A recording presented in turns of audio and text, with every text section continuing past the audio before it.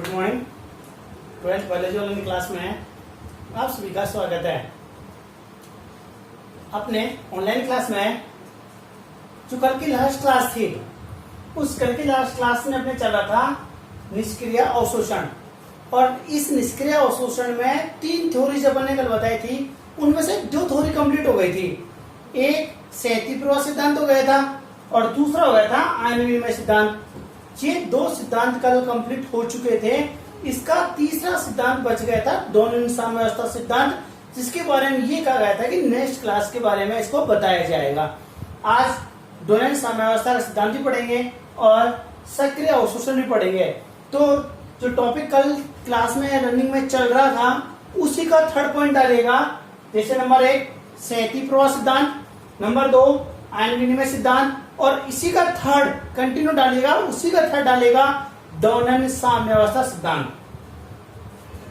ये यहाँ तक हो गया था।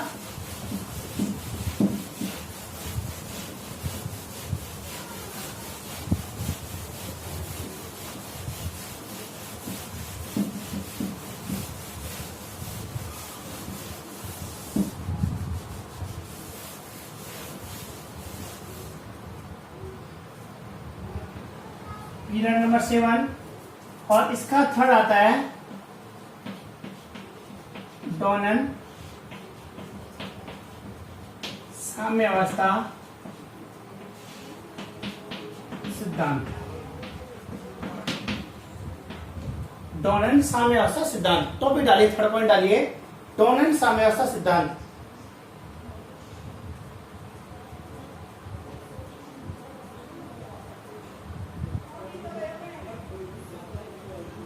पॉइंट डाला।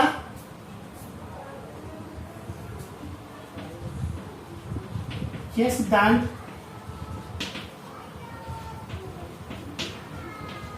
डोनन नामक वैज्ञानिक ने 1927 में दिया। पॉइंट डालने के बाद एक लाइन लिख लो, मैं आपको समझाता हूं ये डोनन साम्यावस्था सिद्धांत क्या है। पॉइंट डालो डोनन साम्यावस्था सिद्धांत और एक लाइन लिख लो। हो गया? अब देखो, ध्यान से सुनिएगा। ये अपने पास कोशिका झिल्ली है। क्या है ये? एक कोशिका झिल्ली है, और इस कोशिका झिल्ली के अंदर धनायन और ऋणायन दोनों उपस्थित होते हैं। लेकिन ये जो सेल मेम्ब्रेन है, ये जो कोशिका झिल्ली है, इस कोशिका झिल्ली में आंतरिक सतह की ओर कुछ ऋणायन ऐसे होते हैं। कौन से होते हैं? ये नेगेटिव चार्ज वाले आयन होते हैं। ये नेगेटिव चार्ज वाले आयन कुछ ऐसे आयन होते हैं। ये आयन इस कोशिका झिल्ली की आंतरिक सतह से बाहर की ओर नहीं आ सकते। ये कौन सा भाग हो गया? ये आंतरिक हो गया, और ये कौन सा हो गया? ये बाह्य हो गया। ध्यान से सुनिएगा, इस कोशिका में कुछ इस प्रकार के आयन्स होते हैं, नेगेटिव चार्ज ऐसे होते हैं जो कोशिका झिल्ली में आंतरिक सतह से बाहर नहीं आ सकते। तो ऐसे जो आयन्स होंगे ना, ये आयन क्या कहलाएंगे? ये स्थिर आयन कहलाते हैं। क्या कहलाते हैं? ये स्थिर आयन कहलाता है। कुछ आयन्स ऐसे होते हैं जो अंदर से बाहर नहीं आ सकते, वो आयन क्या कहलाते हैं? स्थिर आयन कहलाते हैं। और ये बाहर की ओर कौन से होते हैं? ये पॉजिटिव चार्ज और नेगेटिव चार्ज। यहाँ भी पॉजिटिव चार्ज और नेगेटिव चार्ज, यहाँ पॉजिटिव और नेगेटिव कोसा से चार्ज होते हैं। तो इस नेगेटिव को हासिल करने के लिए इसके सामने क्या आ गए? ये पॉजिटिव चार्ज आ गए। क्या आ गए? पॉजिटिव चार्ज आ गए। और यहाँ भी बहुत सारे पॉजिटिव चार्ज प्रेजेंट होते हैं। कई बार क्या होता है कि ये जो नेगेटिव चार्ज है ना, ये तो बाहर नहीं आ सकते ना।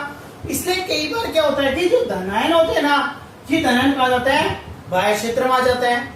अब ये धनायन तो आ सकते हैं निष्क्रिय अवशोषण द्वारा, लेकिन ये नेगेटिव चार्ज जो स्थिर आयन है जो बाहर नहीं आ सकते, इनके धनायन के आने से इनका बैलेंस चेंज हो जाएगा, बैलेंस कंप्लीट नहीं हो पाएगा। इसलिए ऋणायन की संख्या बढ़ जाएगी।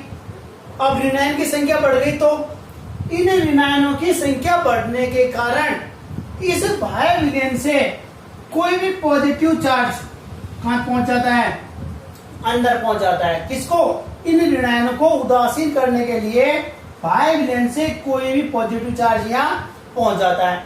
अब पॉजिटिव चार्ज यहाँ से कमी हुई तो यहाँ पर नेगेटिव जो चार्ज होते हैं इनकी अधिकता हो जाएगी। क्या हो जाती है? इनकी अधिकता हो जाती है।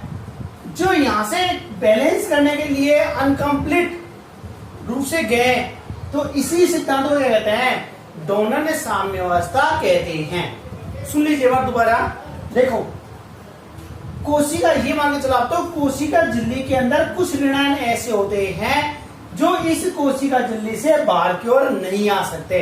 क्या कहलाते हैं? स्थिर आयन कहलाते हैं।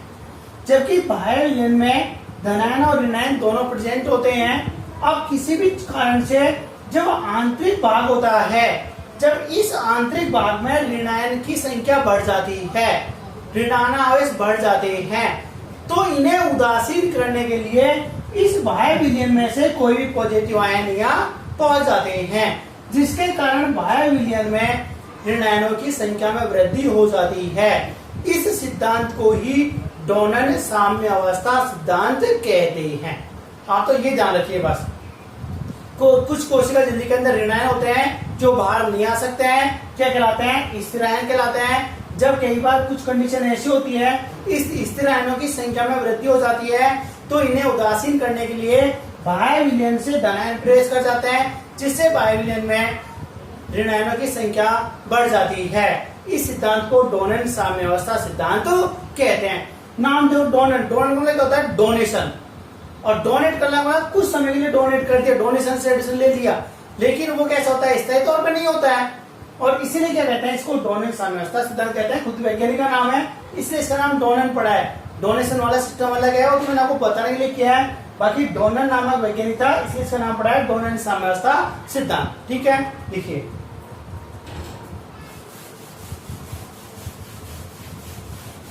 ये पॉइंट डालिए, और पॉइंट डालने के बाद में ये लाइन आपने नोट कर रखी होगी।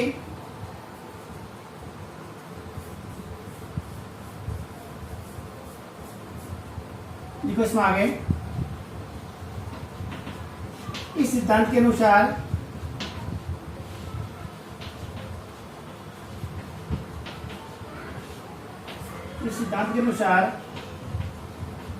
कोशिका में कुछ आयन ऐसे होते हैं जो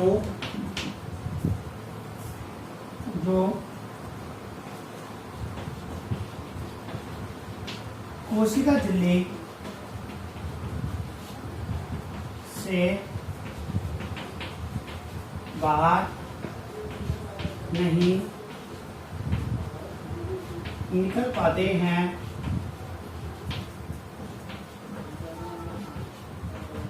स्थिर आयन कहलाते हैं। मैंने वही ना लिखी, देखो इस जो सिद्धांत है, इस सिद्धांत में ये कह रहा है कि इसमें कुछ कोशिका होती हैं, इस कोशिका में इस प्रकार के आयन होते हैं जो कोशिका झिल्ली से बाहर नहीं आ सकते हैं। क्या कहलाते हैं? स्थिर आयन कहलाते हैं। जबकि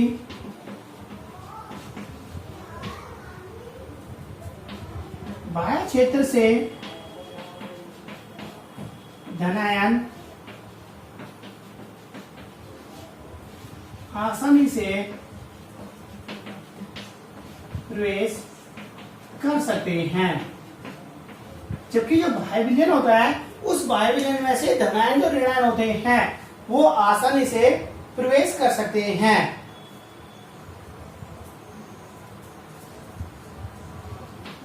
इसलिए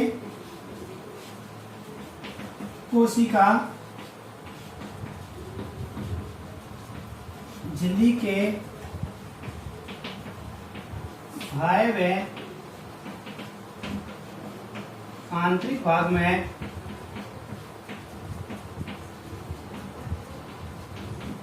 आयनों का संतुलन बना रहता है। कि धनायन और ऋणायन जो बाह्य क्षेत्र से अंदर प्रवेश कर सकते हैं, इस कंडीशन में क्या होता है कि इनकी आयनों की जो अवस्था होती है ना, ये क्या रह सकती है, संतुलित अवस्था में रह सकती है।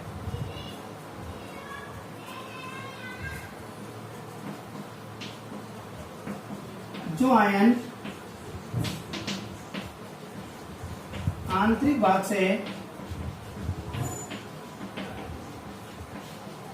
बाहर की ओर निष्कासित नहीं हो सकते, निष्कासित नहीं हो सकते, उन्हें संतुलित करने के लिए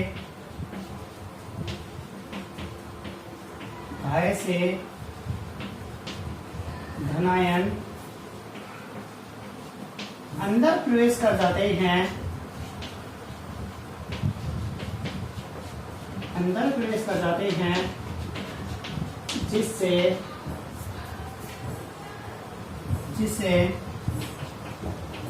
बाह्य क्षेत्र में ऋणायन पड़ जाते हैं। इसे डोनन साम्य अवस्था कहते हैं। मैं बताया था वो ये है कि जब धनायन अंतर प्रवेश कर जाएंगे तो उदासीन अवस्था आ जाएगी, और संतुलित हो जाएंगे, संतुलित हो जाएंगे तो इसे क्या कहते हैं, डोनन साम्य अवस्था कहते हैं।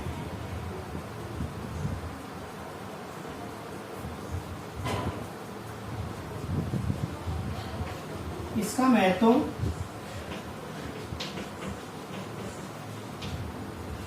कोशिका में, इसका महत्व कोशिका में सांद्रता प्रवणता के विपरीत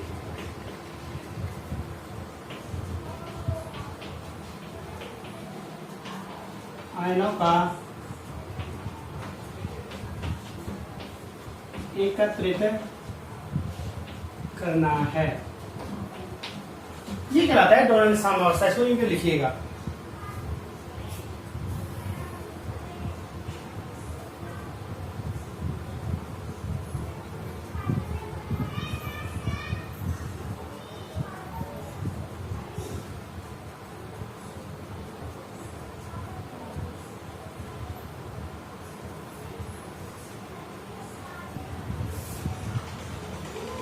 हो गया। ये अपने पास आज निष्क्रिय अवशोषण कंप्लीट होता है। नंबर 1 कंप्लीट हो गया, निष्क्रिय अवशोषण। इसमें 3 पढ़े थे, तीनों कंप्लीट हो गए। दूसरा डालेगा सक्रिय अवशोषण।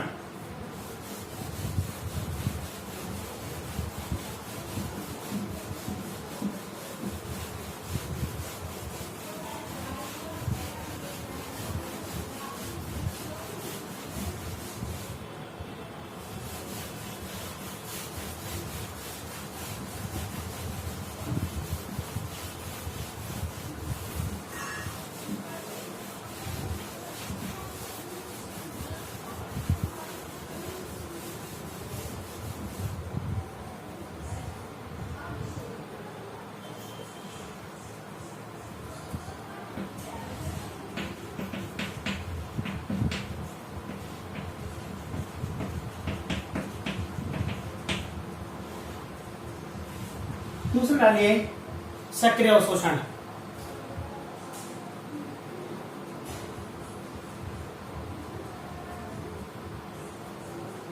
देखो कहीं भी सक्रिय नाम आता है, और सक्रिय मतलब क्या होता है, ऊर्जा की उपस्थिति। जहां कहीं भी एक्टिवेशन नाम आता है वहां ऊर्जा 100% व्यय होती है, ऊर्जा की उपस्थिति में होती है, चाहे वो सक्रिय जल अवशोषण हो, चाहे वो सक्रिय खनिज अवशोषण क्रिया हो, सब में ऊर्जा की उपस्थिति में ही खनिज आयनों का अवशोषण होता है। इस पॉइंट डालिए, 1-2 लाइन लिखिए।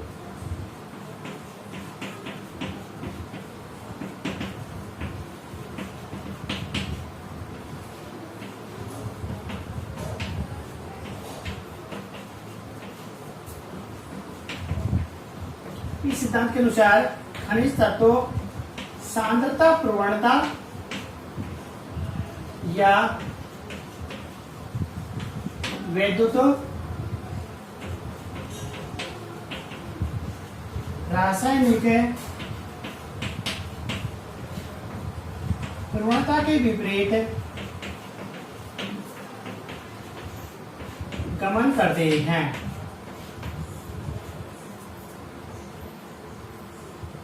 ये जो कहीं भी ऊर्जा होती है, ऊर्जा मतलब क्या होता है, किसी विपरीत अपन जब अपने से अधिक बल लगाएंगे तो ये तो विपरीत दिशा में कोई चीज गमन करेगी।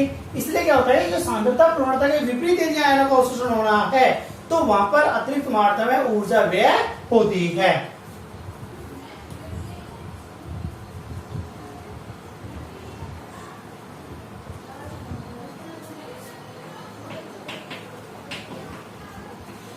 सक्रिय अवशोषण की क्रिया, सक्रिय अवशोषण की क्रिया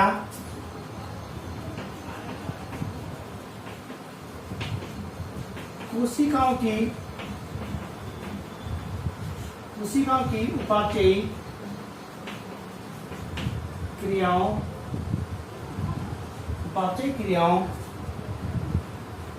पर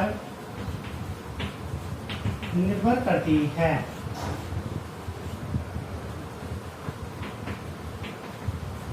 सक्रिय अवशोषण में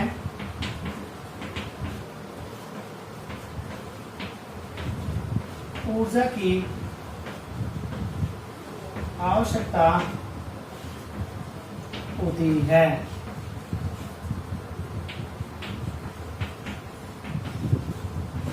सक्रिय अवशोषण को समझाने के लिए निम्न सिद्धांत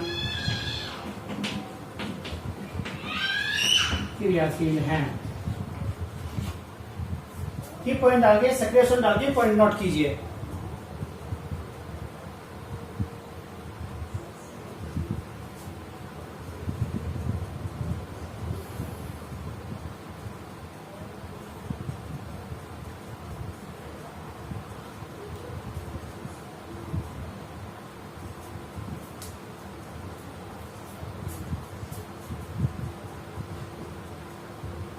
हो गया?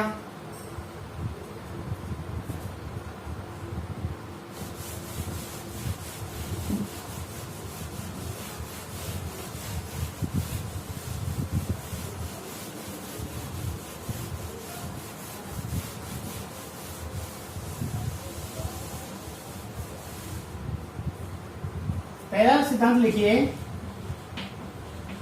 वाहक संकल्पना सिद्धांत। वाहक संकल्पना सिद्धांत, पहला सिद्धांत लिखिए।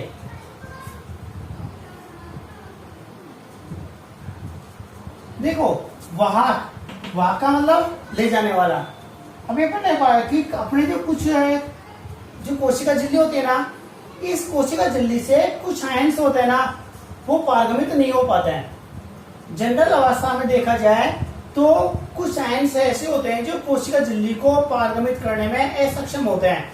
मतलब कुछ आयनों के लिए जो कोशिका झिल्ली होती है वो अपारगम की भांति कार्य करती है, तो नॉर्मल अवस्था में तो वो पारगमित होंगे नहीं। ठीक है, देखो ये कोशिका झिल्ली हो गई, ठीक है, ये पूरा कोशिका झिल्ली का एरिया हो गया, ये बाह्य क्षेत्र हो गया और ये आंतरिक क्षेत्र हो गया। ठीक है, अब यहां पर जो K प्लस आयन है, क्या है, K प्लस आयन है, और माना कि यहाँ X प्रोटीन है। ये प्रोटीन किसका काम करती है, ये प्रोटीन वाहक का कार्य करती है। आप तो जनरल में ये एग्जांपल आपको बता दूं, जैसे मान लो ये क्या है, ये वाहक है, प्रोटीन है, वाहक है। ये क्या है, K प्लस आयन है। ये K प्लस आयन सामान्य अवस्था में तो अंदर नहीं जा सकता, लेकिन यदि ये प्रोटीन यह सतह पर आकर के इसको साथ में कनेक्ट कर ले, जोड़ ले, तो ये प्रोटीन के साथ में आयन अंदर जा सकता है। तो इसे एक एग्जांपल बता दूं, जैसे मान लो आपको ये कोई ऑफिस है और इस ऑफिस के अंदर आप भैया बाहर खड़े हो, ठीक है, और आपके हाथ में कोई कागज है, ये कागज को इसके अंदर या पहुंचाना है, लेकिन आप इसके अंदर जा नहीं सकते। क्यों? इस ऑफिस में प्रवेश निषेध है, नो एंट्री लिखा हुआ है, आप इसके अंदर नहीं जा सकते। और पापा ने आपको भेज दिया कि ऑफिस में दिया ना, अब आपको ऑफिस में कोई जानता नहीं है, इसलिए आपको यहाँ कोई एंट्री नहीं करने देता है, राइट। पापा को ऑफिस में आप कागज देने गए, आपने पापा ने आपको घर भेज दिया कि ऑफिस में कागज दिया, आप चले गए और जाने के बाद आप जैसे ही गेट पे पहुंचते हैं तब वो गेट कीपर रोक देता है, नो एंट्री। बड़ी समस्या हो गई। आप पापा फोन करोगे कि पापा मेरे को अंदर नहीं जाने दे रहा, पापा क्या कहेंगे? अभी रुक जाए 1 मिनट। पापा फोन लगाएंगे, अंदर ऑफिस के अंदर फोन लगाएंगे, वहां से कोई आदमी गेट पे आएगा और गेट पे आने के बाद में इस लड़के को ऑफिस के अंदर ले जाएगा। कब तक? जब तक ये अपारगम थी, जब तक अंदर से कोई वाहक नहीं आया था। लेकिन जैसे ही वाहक आया, वाहक के साथ में ये लड़का या आप लोग इसके साथ में गए और अंदर ऑफिस में चले गए।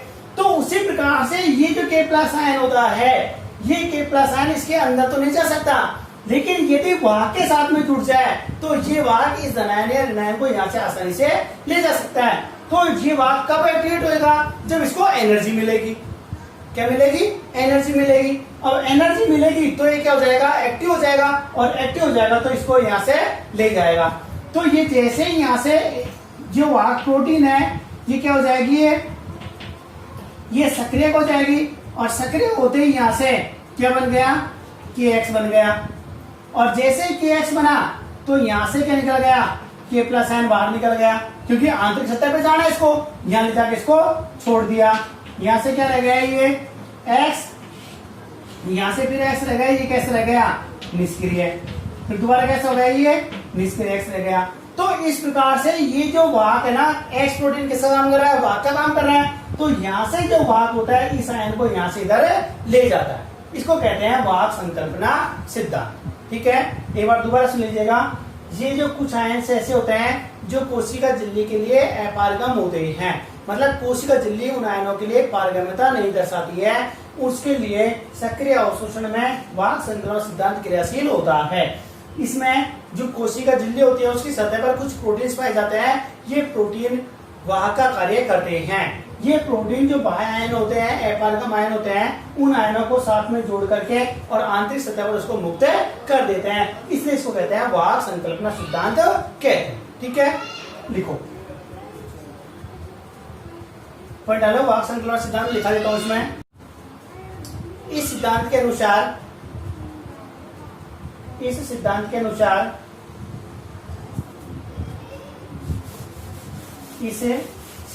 अनुसार कुछ आयनों के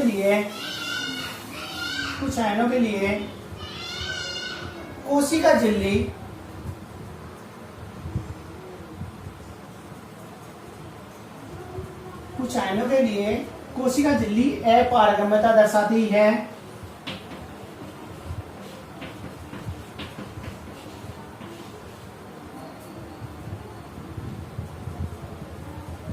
पारगम्यता दर्शाती है। अतः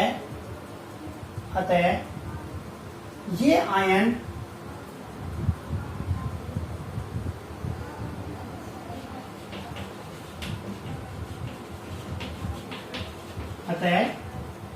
आयन किसी वाहक प्रोटीन के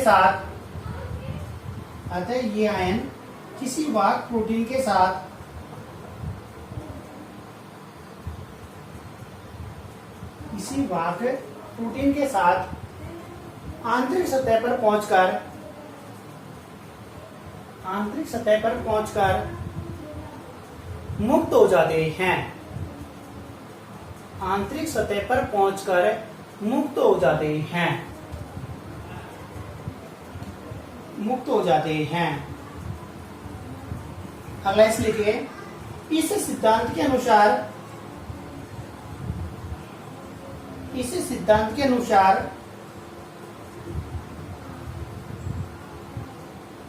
कोशिका का वह भाग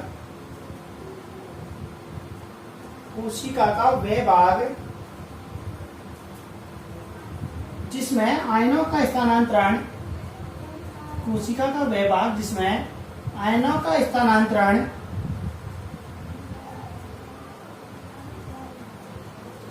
या अवशोषण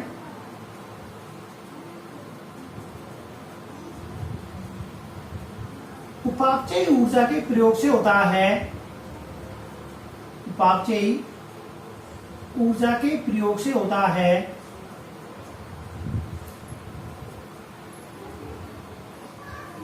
उपापचयी ऊर्जा के प्रयोग से होता है।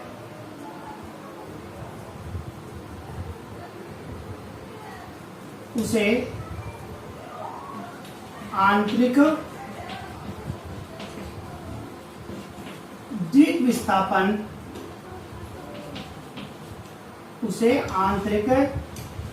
विस्थापन कहते हैं।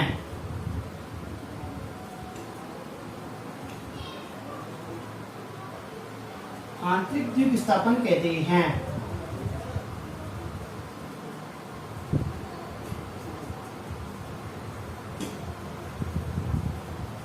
इस आंतरिक व बाह्य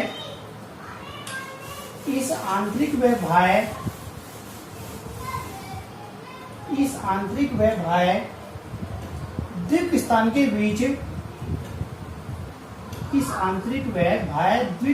के बीच आयनों का स्थानांतरण संभव नहीं है।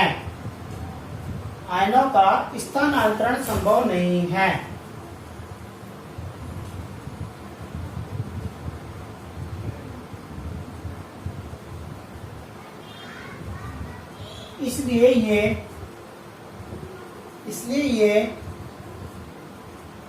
किसी वाहक के साथ जुड़कर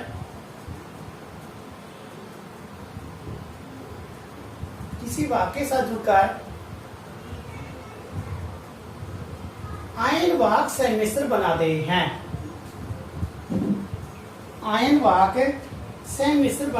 हैं।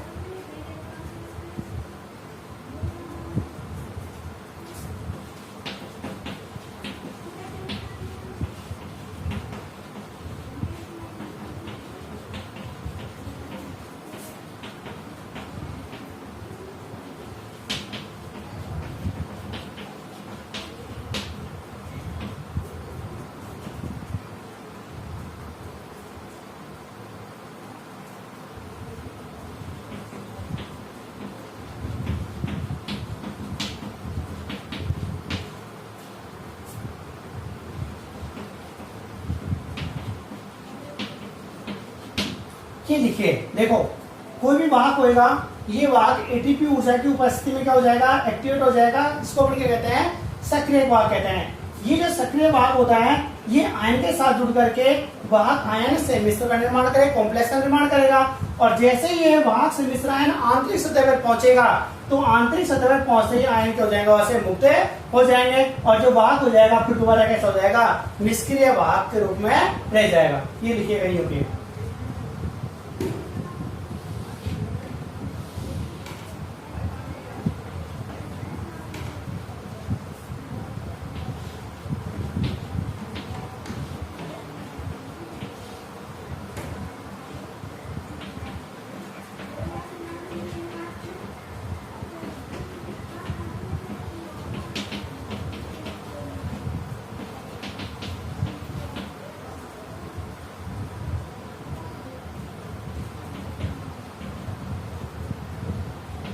ये सक्रिय वाहक है। इन तीनों लाइन लिखने के बाद में ये बनाना है, ये सक्रिय वाहक हो गया, ये आयन वाहक से मिश्र कॉम्प्लेक्स, क्या ये आयन वाहक से मिश्र कॉम्प्लेक्स हो गया। ये आंतरिक से मुक्त हो गया, ये वाहक बच गया, फिर दोबारा डीएक्टिवेट हो गया, फिर कंटिन्यू चलता रहता है, ऐसे ऋणायन में हो जाएगा। ठीक है, ये लिखने के बाद ये कंप्लीट करो।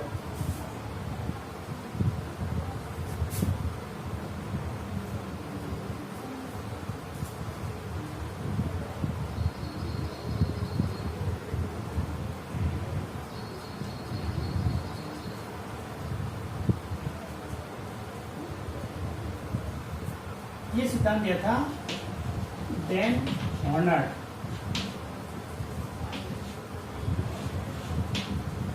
डैन हॉर्नर ने दिया था।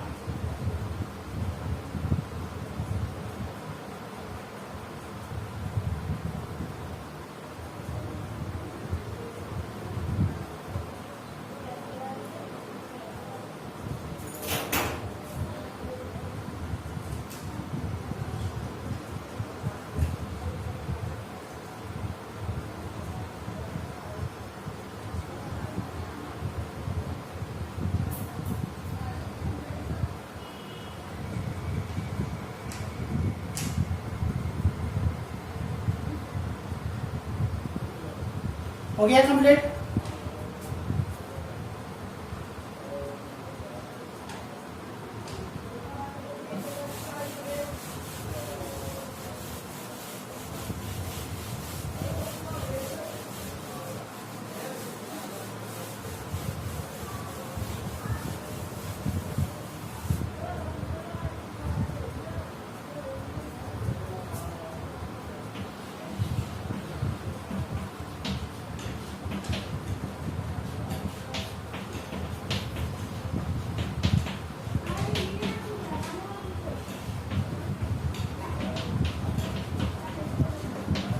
दूसरा सिद्धांत डालिए आयन पंप या साइटोक्रोम पंप सिद्धांत।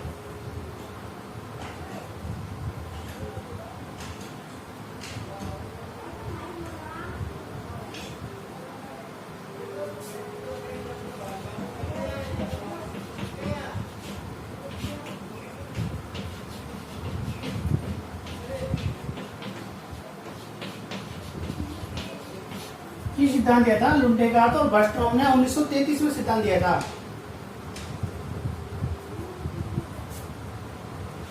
देना कोची है सिद्धांत सिद्धांत दिया, किसने दिया है? लुंडेगार्ड और बर्स्ट्रॉम ने दिया था।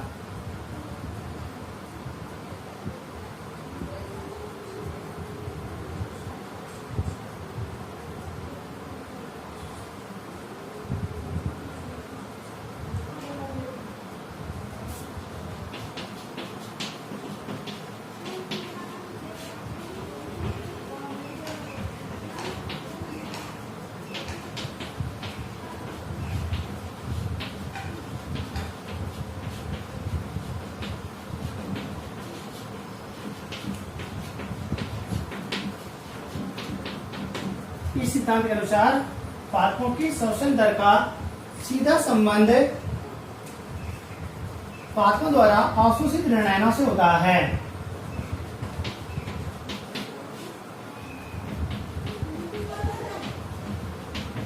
अवशोषित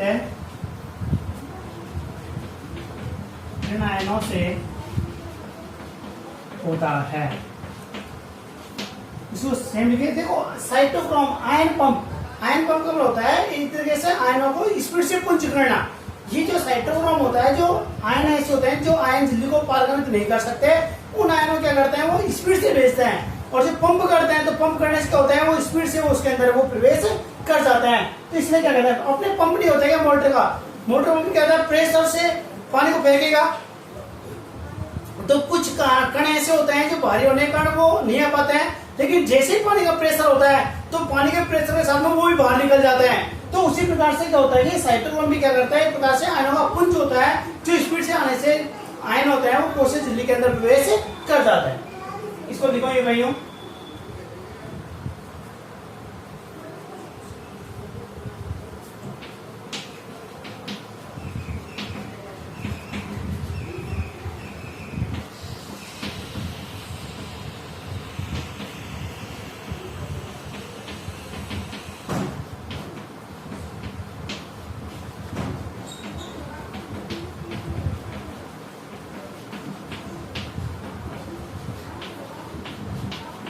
आयन सतह की ओर स्थानांतरित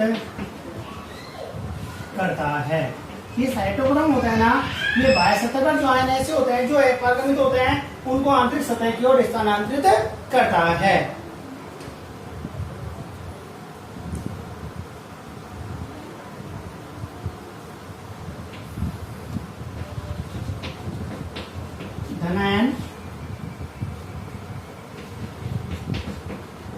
कोशिका झिल्ली की दोनों सतहों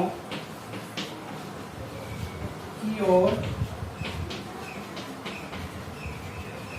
निष्क्रिय विधि से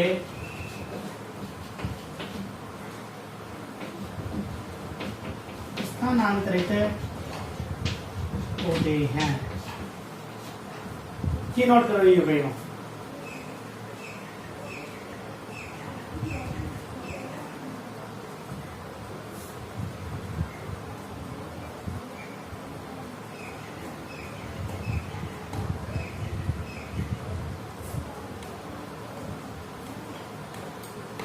गया। नोट करो इसको। हो गया ये। इसी में एक लाइन और लिख लो नीचे, इसी में लिखना है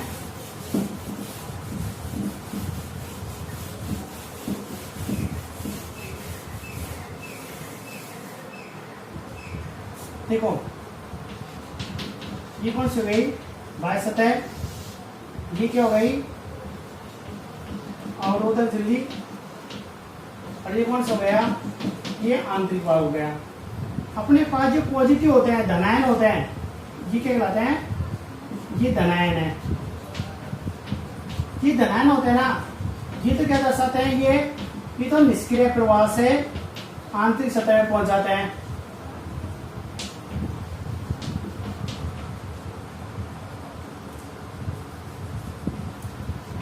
और जो नेगेटिव होते हैं जिसको अपन ऋणायन कहते हैं, ये ऋणायन क्या होते हैं, जो साइटोक्रोम होता है, साइटोक्रोम पंप होता है, इस साइटोक्रोम पंप से आंतरिक सतह पर पहुंचता है। ये लिखो बाह्य सतह पर धनायन होते हैं तो निष्क्रिय प्रवाह द्वारा आ सकते हैं जा सकते हैं, लेकिन जो नेगेटिव चार्ज होते हैं ना ये केवल साइटोक्रोम पंप से ही कहां पहुंचते हैं, ये आंतरिक सतह पर पहुंचता है। इसको बना लो ये भाई सेम।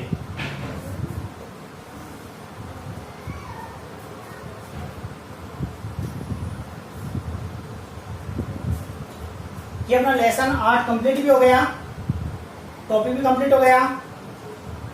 ठीक है, कल की क्लास में लेसन नंबर 9 लास्ट जो सेकंड यूनिट का लास्ट पार्ट बच रहा है, तो कल से अपने जो सेकंड यूनिट का लास्ट पार्ट पढ़ाएंगे और लेसन नंबर 9 कंप्लीट होते ही यूनिट नंबर सेकंड भी कंप्लीट हो जाएगी। 2 यूनिट अपने पास कंप्लीट हो जाती है। ठीक है, आज की क्लास के लिए आप सभी को धन्यवाद।